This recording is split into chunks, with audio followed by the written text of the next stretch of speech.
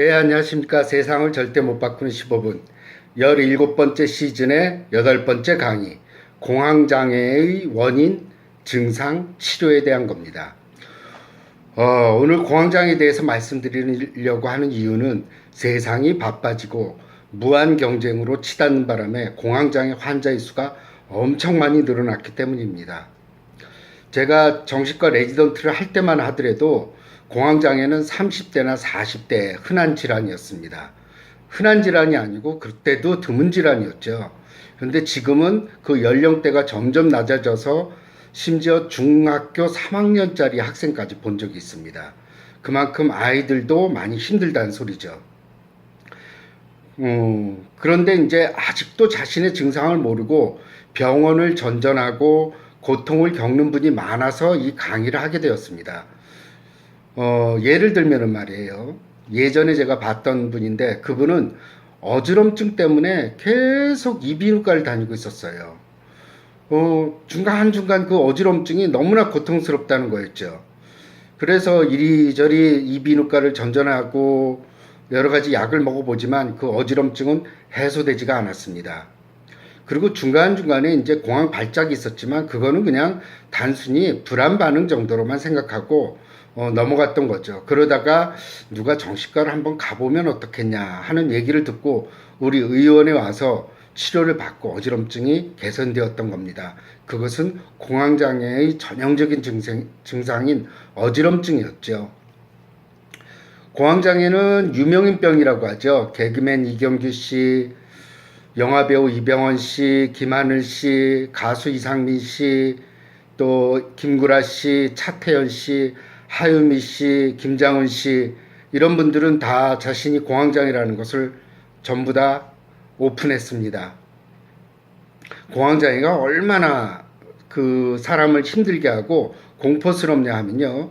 이병헌 씨 같은 경우에는 카메라 촬영 중에도 카메라가 돌아가고 있음에도 불구하고 공황 발작이 일어나서 책상 밑으로 몸을 숨기는 그런 것까지 보여주었습니다. 카메라 앞에서 의연하고 태연한 모습을 보여줬어야 됨에도 불구하고 그 정도로 공황장애는 심한 거죠. 공황 발작은 한마디로 쉽게 설명드릴게요.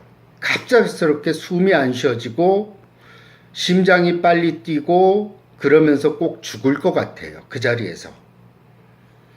이게 심장마비로 죽을 것 같기도 하고 뇌출혈이 일어나서 죽을 것 같은 그런 증상을 보이는 겁니다. 그러니까 요즘은 이제 공황장애에 대해서 많은 분들이 알기 때문에 조금만 불안장애가 있어도 내가 공황장애 아닌가 생각하는데 극도로 그 공포감이 심해서 정말 죽을 것 같은 느낌. 그래서 공황장애 있는 분들은 응급실에 가는 경우도 꽤 많이 있습니다. 응급실에 가서 뭐 여러 가지 검사를 하고 심전도를 하고 그래도 이상이 나오지가 않는 경우가 많이 있죠. 그래서 공황장애는 그렇게 응급실 여러 번 전전하고 그러다가 이제 심장 검사 같은 것들도 많이 하고 뇌 검사도 많이 하게 됩니다. 하지만 진단은 나오지 않게 되죠. 공황 발작의 특이한 증상은 다음과 같습니다. 첫 번째는 말씀드렸듯이 죽음에 대한 공포. 내가 나를 조절하지 못할 것 같은 두려움이 있습니다. 두 번째는 호흡곤란. 숨이 안 쉬어져요. 숨이 안 쉬어져서 내가 죽을 것 같은 느낌. 그리고 심장이 빨리 뛰고 앞가슴이 아프거나 불편하고 눌리는 느낌. 또 식은땀이 납니다. 또 목이 눌리거나 졸리는 느낌. 또 마치 딴 세상에 온 것 같은 비현실적인 느낌. 손발 또는 몸통이 떨리거나 몸이 후끈거리는 열감 같은 것. 또는 손발이 찬 냉기를 느낍니다. 그리고 어지럼증이 있죠. 또 손발이 저리는 느낌도 있습니다. 이런 것들이 이제 공황장애의 증세라고 볼 수 있고 이것을 다 만족하는 분은 아니고 이 중에 서너 개라도 있다면 특히 공황장애라고 볼 수 있죠. 공황발작의 심리 증상은 뭐냐 하면은 첫 번째 이런 증세가 느낄 때 대부분의 환자들은 너무나 갑작스럽고 당황스러워서 말로 이것을 도저히 표현을 못한다고 해요. 진짜 그냥 죽을 것 같은 느낌 이런 표현만 쓰게 되죠. 가장 놀라게 만드는 것은 자기 자신을 자기가 통제하지 못하고 신체적이나 정신적으로 어떤 파국이 온다는 느낌. 이걸 갖습니다. 그래서 자신의 증세를 통제하지 못한다는 그런 느낌이 들기 때문에 정신을 차리려고 애를 쓰고 스스로 진정하려고 필사적인 노력을 하게 되죠. 이때 사람들은 이성적으로 자신을 통제하려고 애쓰지만 전혀 도움이 되지 못하고 계속 공포감이 악화되기만 합니다. 그래서 자기가 처한 상황에서 빨리 빠져나가거나 그렇지 않으면 신속히 구원을 받아야 한다는 생각이 지배하죠. 그래서 지하철을 타고 가는 경우에 많이 생기는데, 지하철 타고 가는 분들 중에서 증세가 생기는 분들 중에는 다음 역에서 내리거나 버스를 타고 가다 생기는 분들은 버스에서 내립니다. 다음 버스역에서요. 그래서 이럴 경우에 이제 구급차 119를 부르는 경우도 많이 있죠. 그 공황 증상이 발생할 때 환자가 갖는 지배적인 생각은 곧 내가 심장마비로 죽는다. 뇌의 혈관이 터져서 의식을 잃는다. 곧 사지가 마비가 올 것 같다. 이러다가 정신을 잃어서 실신할 것 같다. 정신을 잃어가는 것이 분명하다. 온몸의 피가 머리로 가니까 고혈압으로 뇌의 혈관이 터질 것이다. 이래서 사람이 미치는 것이다. 산산조각이 나는 느낌이다. 등 이런 것들로 나눠지게 됩니다. 공황 증상은 아무런 전조 증상 없이 자동적으로 일어나는 경우도 있지만 증상이 오기 전에 육체적인 감각이나 이상한 느낌 등이 오게 돼서 증상이 본격적으로 시작되는 것을 미리 아는 경우도 있습니다. 본격적인 증상이 오기 전에 가슴이 좀 답답해진다, 숨쉬기가 어려워진다, 어지럽기 시작한다, 무언가 머리를 스치는 전율감이 있다, 목 뒤로 뜨거운 것이 내려가는 느낌, 또는 등 뒤로 차가운 것이 내려가는 느낌, 또는 뒷머리 부분이 뻣뻣해지는 느낌, 또 혈압이 오르는 느낌, 손발이 뒤틀리는 느낌, 사지가 마비되는 느낌, 사지의 감각이 없어지는 느낌, 목을 무엇이 누르는 느낌, 또 앞가슴이 아픈 느낌, 그 다음에 바깥 세상이 좀 더 밝게 보이면서 눈이 부신 느낌, 소변이 마렵다든지 식은땀이 흐른다든지 열기가 확 오른다든지 손발이 차가워진다, 손발이 떨린다 등 어떤 신체 감각 등이 나타나게 됩니다. 이런 것들이 점점 커지면서 내가 죽을 것이다 하는 공포감을 일으키게 되죠. 이렇게 되면 환자들은 남들이 내가 불안한 것을 알아차리면 어떻게 하지? 빠져나갈 길이 없다. 이제는 꼼짝 못하는구나. 누구 도와줄 사람이 없는데 어떻게 하나. 이 근처에 병원이 없을 텐데 숨이 넘어가는구나. 심장마비가 오는 게 틀림없다. 중풍이 올 것 같다는 이런 생각들을 갖게 됩니다. 이런 증세들이 심하게 이제 나타나게 되면은 점점 더 공포감에 사로잡히게 되죠. 환자가 공황발작 당시에 경험하는 신체 증상은 대부분의 경우 복잡해서 말로 표현하기가 어렵습니다. 그러나 유별나게 여기 이제 아래 말씀드릴 증상들의 신체 증상이 한두 개 정도 유별나게 나타나는 경우가 많죠. 첫 번째는 호흡곤란입니다. 공황발작 시 가슴이 답답해 오고 숨 쉬는데 지장이 있는 느낌을 갖는 경우 가장 흔한 신체 증상의 하나입니다. 이 감각을 좀 더 설명해 보라고 하면 대부분의 경우 숨이 막히는 것 같다, 공기가 소통이 안 된다, 산소가 부족하다 등으로 표현합니다. 전형적인 예는 승용차를 타고 남산 터널에 들어가자 갑자기 숨이 막히는 것 같고 답답해지기 시작했다는 식으로 표현을 합니다. 그래서 공황 증세가 또 잘 일어나는 장소가 터널에서 많이 일어나요. 고가도로에서도 많이 일어나고. 그래서 어떤 분은 자기가 일어났던 터널이라든지 고가도로를 타는 것을 두려워하기 때문에 일부러 한두 시간 아니면 30분을 출근 시간이 더 걸리더라도 그 터널이나 그 고가도로를 다음서부터는 피하는 경우도 생깁니다. 또 지하철에서 생긴 분들은 다음서부터는 지하철 타기를 꺼려하죠.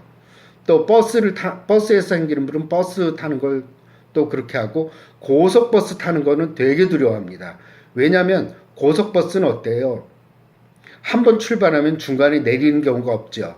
그렇기 때문에 중간에서 내가 증세가 생겼을 때 빠져나갈 구멍이 없다는 생각이 들어서 고속버스를 피하게 됩니다. 또 공황장애는 밀폐된 공간에서 주로 많이 나타나는데 사람이 많은 곳에서도 많이 나타납니다. 마트라든지 백화점 같이 그런 데 가면 갑작스럽게 내가 혼란스러워지고 그 다음에 가슴이 답답해지고 그 다음에 현기증이 나고 어지럼증이 생기는 경우가 있습니다. 그래서 마트나 백화점에서도 자주 나타난다는 것입니다. 그 다음으로 나타나는 게 흉통이에요. 가슴의 통증. 이것 때문에 이제 심근경색을 많이 의심하게 됩니다. 공황 증상이 일어날 때 맥박이 빨리 뛴다고 하면서 가슴에 오는 이상 감각을 호소하고 또 가슴이 눌린다, 가슴이 쿵하고 울린다, 가슴이 벌렁벌렁한다 등이 있습니다. 그래서 심근경색증을 의심하게 돼서 대부분 심전도를 하거나 심장 CT를 찍거나 또 관상동맥 질환을 의심하기 때문에 또 관상동맥이 막혔나 보는 그런 검사를 또 하게 됩니다. 그런데 아무 이상이 없다는 얘기를 듣게 되죠. 그러니까 흉통이 계속되니까 불안한 거예요. 그래서 공황장애 초기에 치료를 시작하는 분들 중에서도 흉통은 조금 오래 가거든요. 그러면서 항상 물어보죠. 아, 진짜 이거 공황장애 맞는 거냐? 나 심장에 무슨 이상이 있는 거 아니냐? 이렇게 물어보는 분들이 있는데 대개 한 달에서 두 달이면 흉통은 없어집니다. 그 다음에 제가 이제 처음에 서두에 말씀드렸던 어지럼증입니다. 이 어지럼증은 굉장히 그 공황 발작과 발작 사이에 어지럼증이 심하게 나타나는 경우가 많거든요. 그래서 이제 길거리를 다닐 때 특히 한여름에 떼학변 밑을 걸어 다닐 때 어지럼증이 심해요. 그래서 이비인후과에 가거나 뇌사진을 찍고 또 이비인후과에서는 이석증이다. 그렇게 해서 약물을 치료하는 경우도 많은데 치료해도 효과가 없는 경우가 많거든요. 그렇게 해서 1, 2년 이비인후과에서 전전하다 오시는 분들도 있습니다. 또 위장 증세도 나타납니다. 명치에서 무엇이 치밀어 오르고 속이 쓰리고 배가 아프다는 증세도 있고요. 또 어떤 분들은 배는 분명히 고픈데 음식이 목 안으로 넘어가지 않는다고 표현합니다. 그래서 체중이 쪽쪽 빠지게 되죠. 또 드물게 또 이런 분들 중에서는 설사를 하는 분들도 있고 심지어 토하는 경우도 있습니다. 거의 모두가 메스꺼리고 토할 것 같은 느낌을 호소합니다. 그리고 특히 설사가 있는 환자들은 급히 화장실에 달려가야 된다는 절박감 때문에 심한 불안을 호소하게 되죠. 또 공황 발작과 발작 사이에는 소화불량, 속이 나쁘다, 잘 체한다 이런 증상들이 있어서 내과를 또 전전하는 수도 있습니다. 또 두통도 있는데요. 공황 발작 시에 두통을 호소하는 환자는 많지 않지만 그 대신 머리 한쪽이 눌리는 것 같다, 뒷골이 뻣뻣해진다, 머리 전체가 압축되는 것 같다, 눌리는 것 같다 등의 호소를 많이 합니다. 또 이상 시력도 보이는 게 되는데요. 눈이 뿌옇게 보인다, 아물거린다, 광채가 유난히 더 밝게 보인다, 눈앞이 캄캄해진다 등 이상 시력을 호소합니다. 또 공황 발작 시에 눈이 안 보인다는 환자는 드물지만 그렇게 눈이 안 보인다고 하는 환자들 중에는 실명에 대한 공포증이 생기게 됩니다. 그러면은 공황 발작은 왜 생기는 걸까요? 공황 발작에 일어나는 거는 과거에는 심리적인 요인만을 찾았으나 요새는 심리적인 요인이 아니라 신체의 생물학적인 변화에 의해서 발생한다는 것이 정설입니다. 즉 공황장애는 생리적인 기전에 의해서 누구에게나 일어날 수 있는 타고난 경고 반응의 하나일 뿐이죠. 공황 발작이라 그래서 아까 죽을 것 같고 숨이 안 쉬어지고 이런 경우는 공황장애로 넘어가진 않더라도 우리가 10명 중 7명은 평생 한번 공황 발작은 경험합니다. 느닷없이 불안 초조해지고 죽을 것 같은 느낌이요. 근데 그런 환자들 중에서 공황장애로 넘어가는 분들이 있고 그렇게 한두 번 하다가 그냥 지나가는 분들도 있어요. 운이 좋은 케이스죠. 이 공황장애라는 것은 가짜 경고 반응이에요. 신체에서 갑작스럽게 신체의 교감신경이 항진되면서 갑작스럽게 심장이 빨리 뛰고 위장 운동이 멈추게 되고 혈관이 수축되고 그러면서 나타나는 이런 증상들을 우리가 공황 발작이라고 그러는데, 이런 것들은 실제 위험이 있을 때 나타나면은 공황 증세라고 생각하지 않죠. 하지만 실제 위험 증세가 없음에도 불구하고 우리의 교감신경이 항진되면서 나타나는 겁니다. 이 원인으로는 첫째는 결국은 스트레스죠. 장기적으로 스트레스를 받게 되면 각성 상태가 과각성 상태에 이르게 됩니다.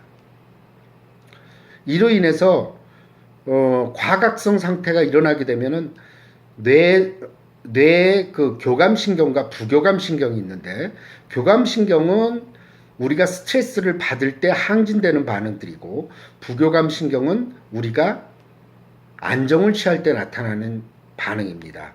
이 자율신경이라고 부르죠. 이 두 가지를. 교감신경은 우리가 스트레스를 많이 받을 때 나타나는 건데, 우리가 교감신경을 계속 항진돼서 쓰거든요. 너무 급하게 빠르게, 그리고 마감 시간에 맞춰서, 그 다음에 뭔가 빨리 성취하고자 이렇게 하게 되면 교감신경을 우리는 많이 쓰게 돼요. 그러면 그 교감신경이 항진된 것이 풀리지를 않아서 그것이 계속 지속되다가 공황 발작을 일으키는 겁니다. 그리고 이제 공황 발작이 쉽게 일어나는 요인들을 보게 되면은, 스트레스를 심하게 받았을 때 공황 발작이 일어나고요. 특히 과로할 때 과로한 다음 날, 또 술 취하고 숙취가 있던 다음 날, 이런 때 많이 나타나고, 공황 발작이 아까 제가 말씀드렸듯이 일어나기 쉬운 장소들은 특히 차가 막혔을 때, 엘리베이터를 탔을 때, 극장에서 영화를 보다가 이렇게 밀폐된 공간들, 그 다음에 지하철 탔을 때, 버스를 탔을 때, 차가 막혔을 때, 터널을 통과할 때, 고가도로를 탈 때, 그리고 굉장히 혼란스럽고 복잡한 장소, 백화점이나 슈퍼마켓, 이런 장소들에서도 많이 나타납니다. 그리고 이제 알코올이라든지 약물 남용, 마약 중독자들, 이런 경우에 있어서도 공황장애가 많이 나타나게 됩니다. 공황장애가 나타날 때 일단은 병원 치료를 해야 되지만, 호흡조절 훈련을 하면은 또 도움이 돼요. 호흡조절 훈련에서 가장 중요한 것은 숨을 들어 마시는 것보다 복식 호흡으로 배기를, 이제 숨을 내쉬는 것을 충분히 하는 것이 중요한데, 호흡 조절을 훈련할 때 중요한 것은요, 절대로 깊게 숨을 들이쉬고 깊게 숨을 내쉬면 안 됩니다. 평소 호흡대로 하셔야 돼요. 깊게 숨을 들이쉬고 내쉬면 어지러워요. 조용하고 안락한 장소에서 숨을 들이마시면서, 천천히 숨을 들이마시면서 속으로 하나 하고 세고, 내쉬면서 편안하다고 마음속으로 말을 합니다. 또 숨을 들이마시면서 둘하고 내쉬면, 둘하고 숫자를 세고 내쉬면서 편안하다라고 합니다. 자신의 호흡과 숫자를 헤아리는데 정신을 집중하고요. 부드럽게 호흡하면서 정상적인 호흡 횟수와 깊이를 유지합니다. 가슴은 가만히 두고 배로만 숨을 쉬고 내셔야 돼요. 10가지 세고 나면 다시 거꾸로 하나까지 헤아립니다. 하루 동안 2차례 한 번에 10분 이상 연습을 하게 되면은 스트레스도 풀리고, 이것이 습관화되게 되면은 공황 발작이 일어났을 때 호흡 조절 훈련했던 것을 떠올리면서 하시게 되면은 공황 발작이 진정되는 수가 많습니다. 공황 장애는 일단 알아야 될 것은, 내가 이 자리에서 죽는다는 것, 그런 것들이 인식돼 있는데 그렇지 않다는 것을 아는 게 중요해요. 공황장애 환자들이 와서 제일 먼저 말씀하는 게, 이러다 돌연사하는 것 아니냐, 공황장애로 죽는 것 아니냐, 공황장애로 크게 문제가 생기는 것 아니냐라고 질문을 저는 많이 받습니다. 절대로 그런 일은 없습니다. 공황장애는 겁만 줄 뿐이지 죽거나 사망하거나 똑같은 얘기죠. 큰 병으로 이어지지는 않습니다. 하지만 겁만 주는데 그게 굉장히 심하다는 것이죠. 일종의 가짜 경고 반응이 있거든요. 이 공황장애가 시작되는 과정을 보게 되면 공황 증상이 일어나기 쉬운 장소가 있어요. 사람들이 붐비는 지하철 안, 만원 버스에 있을 때, 또 자동차를 탔을 때, 차가 많이 막힐 때, 이럴 때 많이 나타나고, 이럴 때 되면은 사람들 전부 갑갑하잖아요. 빠져나가고 싶고, 이럴 때 공황 발작이 전에 있었던 분들은 이러다가 증세가 일어나는 거 아닌가? 이렇게 답답하다가 또 공황장애 나타나는 거 아닌가? 불안감을 가집니다. 그러면 어때요? 심장이 더 빨리 뛰고 호흡도 가빠집니다. 그러면은 또 더 불안해져요. 더 불안해지면 심장과 맥박이 더 빨라지고, 더 빨라지니까 더 불안해지고, 이런 악순환에 빠지게 돼서 나중에는 곧 나는 죽을 것이다 하는 것까지 나타나게 되죠. 그리고 중요한 것 중에 하나가요. 공황 증세가 있을 때 혈압을 재는 분들이 있거든요. 그때는 무조건 혈압이 높게 나옵니다. 그래서 공황 장애를 가진 분들 중에서 고혈압으로 오진되는 경우도 있어요. 아니, 공황 발작이 있을 때는 당연히 호흡도 빨라지고 맥박수가 높아지니까 당연히 혈압이 높게 나오거든요. 그때마다 혈압을 재니까 내과에서는 고혈압이라고 하는 겁니다. 그래서 공황 증세를 치료하고 나서 선생님 혈압이 정상으로 돌아왔어요 하는 분들이 있어요. 그러면 혈압약을 한동안 끊고 한번 혈압을 재보라고 합니다. 그랬을 때 제가 혈압약을 끊고도 정상으로도 혈압이 높지 않아요 라고 하는 경우가 있습니다. 그럴 경우에는 고혈압으로 오진된 경우입니다. 그리고 고혈압은, 혈압이라는 것은 쟀을 때 흥분되거나 또 공황 발작이 있을 때 혈압을 쟀을 때 혈압이 높은 것은 아니거든요. 고혈압을 진단할 때는 아침에 일어나서 혈압을 편안한 상태로, 또 병원에 갔을 때는 30분 이상 조용히 앉아 있었을 때 재는 것이 자기 혈압인 것입니다. 그러니까 자신이 공황 발작이 있을 때 혈압이 190이다, 200이다, 이것은 정상적으로 올라가는 혈압이니까 그것을 고혈압이라고 착각하지 마시기 바랍니다. 공황장애의 치료는 가장 대표적인 것은 약물 치료죠. 대표적인 약은 렉사프로, 파록세틴, 리보트릴, 자낙스 등입니다. 저는 렉사프로를 제일 많이 선호해요. 파록세틴은 좀 졸림 부작용이 있고 하품이 많이 나거든요. 그리고 항불안제로는 리보트릴을 선호합니다. 저는 자낙스를 별로 좋아하지 않는데, 자낙스는 금단 증세가 너무 심해요. 그 금단 증세라는 게 아침에 약을 먹잖아요. 그러면 점심 때 약 기운이 떨어지면서 금단이 일어나요. 불안초조해지는. 그러니까 이게 공황장애가 생긴 건지 아니면 약의 금단 증세인지 도통 모르는 경우가 많습니다. 그래서 이제 이사라든지 이런 것 때문에 다른 병원에서 공황장애가 있다가 우리 병원으로 오시는 분들이 있어요. 이제 이 근처로 오시게 되면 병원을 옮겨야 되니까. 그랬을 때 자낙스를 리보트릴로 바꿨을 때 또 효과를 보는 경우가 많이 있습니다. 그리고 이제 이미프라민이라든지 이런 것들, 삼한계 항우울제도 공황장애에 쓰는데, 그거는 한 3, 40년 전에 나온 약이기 때문에 지금은 거의 쓰지 않죠. 저는 그 약은 권하고 싶지가 않아요. 그리고 지금도 많은 분들이 쓰지는 않는데, 그 약은 너무나 졸리고 변비도 생기고 입도 마른 부작용이 있습니다. 그래서 렉사프로나 파록세틴, 리보트릴이 대표적인 약물이고, 공황장애 치료에 있어서 중요한 점 좋은 점과 나쁜 점 한 가지를 말씀드리겠습니다. 공황장애는요, 좋은 점 한 가지는 드라마틱하게 좋아집니다. 약을 일주일만 먹더라도 공황장애 증세의 반은 없어져요. 4주나 8주, 또 늦어도 12주 안에는 증세가 거의 소실됩니다. 그래서 이런 점들이 좋은 점이고요. 공황장애의 단점은 뭐냐면 장기 치료를 해야 된다는 점입니다. 최소 1년 이상은 치료해야 돼요. 2년, 3년이 갈 수도 있습니다. 그거는 뇌의 자율신경계통에 손상이 왔기 때문에 그것을 회복하는데 오래 시간이 걸립니다. 그래서 개그맨 이경규 씨가 TV에 나와서 이런 얘기를 한 적이 있어요. 저는 TV에 본 적이 있는데 자신이 2년 동안 공황장애 약물을 먹고 있지만 밥은 굶어도 약은 뗀 적이 없다는 그런 얘기를 한 적이 있어요. 그런데 공황장애 환자들이 이제 실수하는 게 뭐냐면은 4-5달 정도 약을 먹다 끊는 경우입니다. 그러면은 4-5달 정도 약을 드시게 되면 공황장애 증세가 깨끗하게 없어지거든요.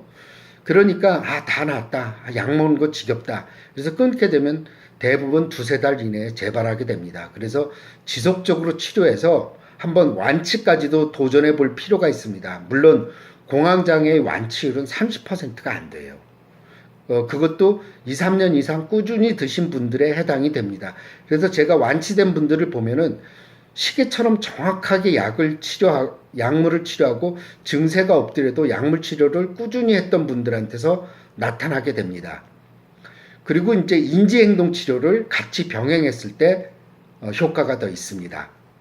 그런데 대부분 공황장애 약물 치료를 하게 되면 인지행동 치료가 필요 없이 대부분 자신이 무서워했던 공간들을 가게 됩니다. 이 공황장애의 문제는 뭐냐면요. 자기가 공황장애가 일어났던 장소를 다음서부터 못 간다는 점이에요. 예를 들어서 자신이 빠져나갈 수 없는 상황. 그러니까 예를 들어서 남자분들 같은 경우는 이발소에 가면 그거를 가운을 씌우죠. 그 순간 내가 이발을 하다가 중간에 공황장애가 생기면 어떻게 하냐. 여자분들 같은 경우는 파마 같은 걸 못하고 심지어 어떤 분은 샤워를 할 때 눈을 감지도 못하는 분들도 있습니다. 그렇게 하면 너무나 답답하다 그래요. 그래서 한동안 집에서 이발을 한다든지 또 파마를 아예 못하는 분들도 있어요. 몇 년 동안.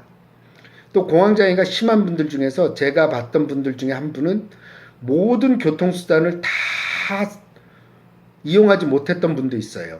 그러니까 지하철, 버스, 택시,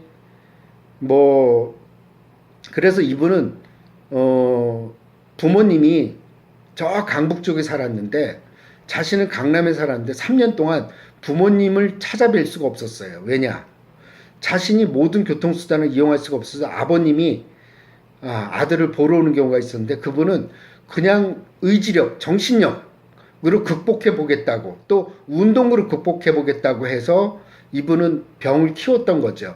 그런데 약물 치료를 하고 6개월 후부터는 조심조심 이제 차가 막히지 않을 때 운전을 해서 결국은 이제 부모님을 찾아뵙던 경우입니다. 그래서 공황장애는 말이에요. 약물 치료를 꼭 하셔야지 이거를 의지력 정신력의 문제 아닙니다. 뇌 자율신경계통에 고장이 난 거예요. 그래서 또 운동이라든지 이런 걸로 치료가 되지는 절대로 않습니다. 그래서 병을 키우고 고통 속에 사로잡혀서 몇 년 동안을 사회생활을 제대로 못하는 분들이 너무나 많습니다. 공황장애 10계명은 비록 지금 10계명이 있습니다. 당장 증세가 심하고 당신을 놀라게 할지라도 이 증세는 절대로 위험하거나 해로운 것은 아닙니다. 지금 즉시 죽지 않는다는 거죠. 절대로 이건 돌연사가 없습니다. 당신이 경험하는 불안 증세는 스트레스에 대한 당신의 정상적인 반응이 과장되고 확장돼서 나타난 것입니다. 3번째, 지금 숨이 막힐 것 같고 죽을 것 같은 증세가 생기면 그 증세와 싸우거나 빨리 사라지도록 노력하지 말고 도리어 자신의 증세가 어떻게 변화되는지 그 증세를 이렇게 지켜보면 도움이 돼요. 관찰자의 입장에서 증세를 보게 되면 이러다 말겠지 뭐. 이 증세 나 겁만 주고 없어지는 거야. 그러면 도리어 없어지지. 이 증세를 내가 이겨내야 되겠다. 빨리 없애야 되겠다 하면은 공황장애 증세는 더 심해집니다. 혹시 4번째는 이러다가 남들에게 창피를 당하는 것은 아닌가? 남들 앞에서 쓰러지는 것은 아닌가?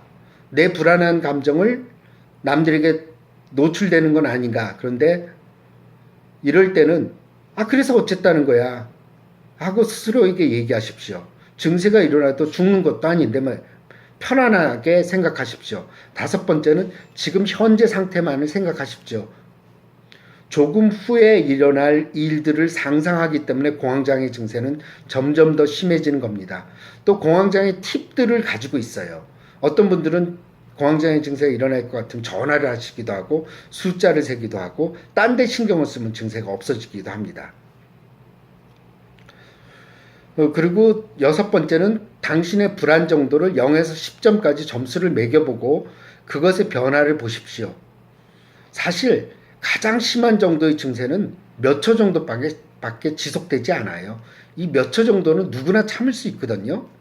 하지만 공황장애가 더 심하게 오지 않을까 하는 두려움 때문에 스스로 무너지는 겁니다. 불안한 생각이 들게 되면 혹시 어떻게 되지 않을까 하는 생각보다는 간단한 팁이 있죠. 뭐 급한 때에 급할수록 할 수 없죠. 뭐 지인에게 친구에게 전화한다든지 100에서 3을 빼는 걸 계속해 나간다든지 자신의 호흡수를 하나부터 10까지 센다든지 또는 10부터 9, 8, 7 등의 순서로 세어보는 것도 있습니다. 불안한 증세는 이내 사라진다는 걸 기억하십시오. 절대 불안 증세는 영원하지 않습니다. 순간적으로 피크에 다다랐다가 이내 사라지기 시작합니다. 공황장애에 대한 불안에 대한 그 두려움이 다가오면은 불안을 모면하려 하지 말고 그냥 받아들이십시오. 아, 지금 그래. 공황장애 또 오는구나. 또 오다가 또 없어지겠지. 이렇게 생각하시다 보면 불안은 도리어 고개를 숙이고 없어지게 됩니다. 그리고 한 번 불안 증세가 나타나고 사라질 때마다 이 불안 증세가 나타났다는 것에 속상해하지 말고 아, 내가 맞대응하지 않고 잘 받아 넘겼다는 것에 자부심을 가지고 스스로에게 칭찬을 하시기 바랍니다. 공황장애 환자의 투병 생활은 그 누구도 그 고통을 알지 못합니다. 이 고통을 이겨나가기 위해서 노력하는 것이 얼마나 힘든지 저는 알고 있습니다. 그래서 어떤 분들은 이 공황장애가 얼마나 힘든지 남들이 보면 꼭 꾀병 같거든요. 막 불안하다 그러고 얼굴이 창백해지다가 느닷없이 또 사회생활은 또 하거든요. 그러니까 내 아내가 나를 그 겁쟁이로 생각한다. 아니면은 우리 부모님이 공황장애를 내가 꾀병 부린다고 생각한다. 좀 설명을 해달라고 얘기하는 분들도 있습니다. 그래서 그런 증세들을 제가 오시라 그래서 설명드린 적도 있어요. 그래서 공황장애는 정말 오래 끌지 마시고 또 운동이라든지 이런 요법으로 절대 극복하지 마시고 또 제가 제일 싫어하는 막 의지력, 정신력 이런 걸로 절대 극복되지 않습니다. 이것은 뇌의 생물학적인 변화 때문에 생기는 병이니까 꼭 치료해서 밝은 미래를 살기 바랍니다. 특히 공황장애는 문제가 뭐냐면 우울증을 동반해요. 내가 남들은 지하철도 타고 버스도 타고 아무렇지도 않은데 또 어떤 분들은 자동차를 탈 때 저속으로 달릴 때 문제가 없는데 빨리 달릴 때는 또 문제가 생기고 자신이 운전할 때는 괜찮은데 남의 차를 탈 때는 또 증세가 생기는 분들도 있어요. 그러니까 남들이 일상적으로 하는 거에 나는 이걸 못한다는 것 때문에 속상해서 우울증이 생기고 그래서 자살률도 일반인보다 높습니다. 그렇기 때문에라도 빨리 공황장애를 치료하시기를 권유해 드립니다. 네, 많은 도움이 되셨길 바랍니다. 감사합니다.